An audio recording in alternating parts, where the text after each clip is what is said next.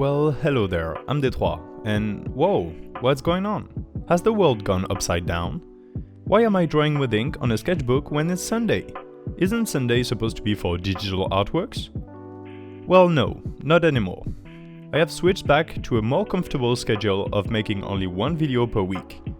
Each week I will then alternate between ink and digital.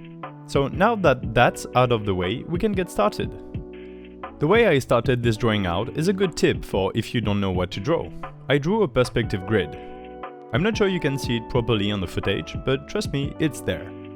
It's a 3-point perspective grid, with 1 point being on the lower right corner, 1 on the top middle, and the last point is on the bottom of the left page. With lines extended everywhere, I then simply made a shape using only those lines. Then inside of these shapes, I made more shapes, mostly with 4 edges, but sometimes 3 or more. It doesn't matter, this is just a way to start. What matters is how you fill the shapes. I chose to fill the first shape with kind of a Zentangle pattern.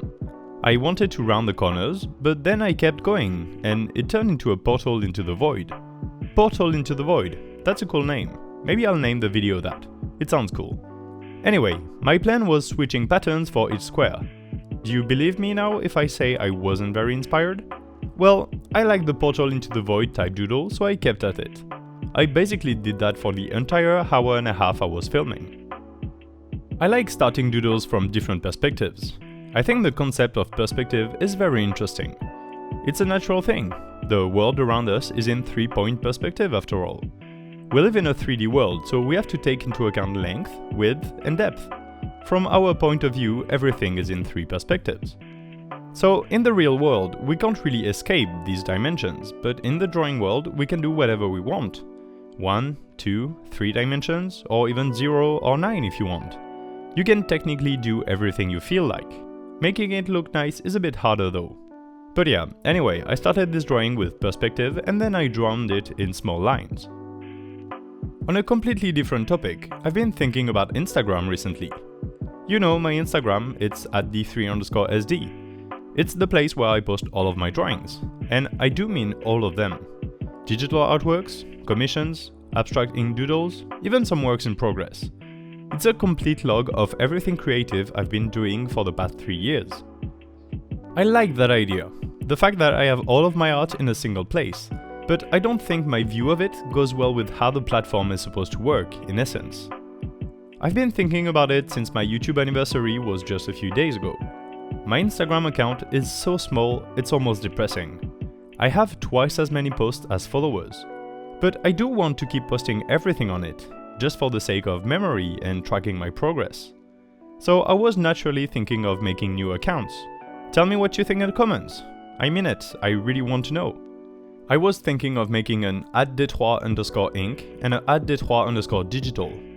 I was thinking 2 accounts for my main 2 art types. The goal wouldn't be to post everything I do, but only more refined drawings.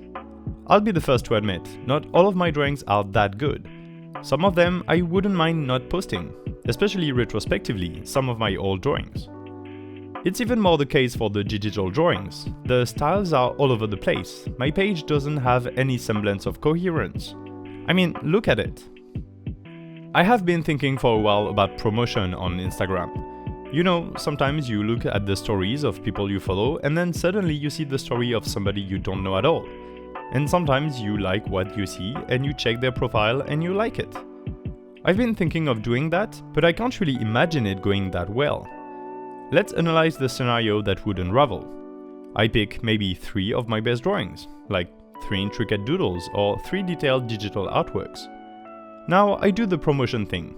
I don't know how that works, how expensive it is, etc. I haven't looked into it very much. Anyway, I do it. Some people see my stuff and maybe they like it.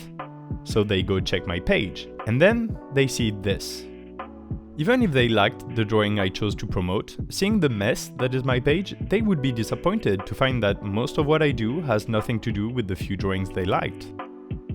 Maybe I'm just trying to find excuses as to why my Instagram account doesn't have a lot of followers. Or maybe there's a bit of truth into it. Maybe if I were to streamline and refine my account a bit more, the following will, well, follow. I don't know, is that a good idea? Or will I just add a lot more work on my plate by having to manage 2 more Instagram accounts? I will keep posting on the d3_sd account, but that would be more for my own safekeeping of my history rather than get traction. Basically, the 2 alternate accounts would be sort of refined portfolios, and allow people interested in a specific sort of content to get only the content they want. I don't know if that's a good idea or not. Please tell me, I really want to know. Just in case, I have created the accounts already, but I haven't posted anything, not even a profile picture. I wanted to make sure the ads were available before posting this video.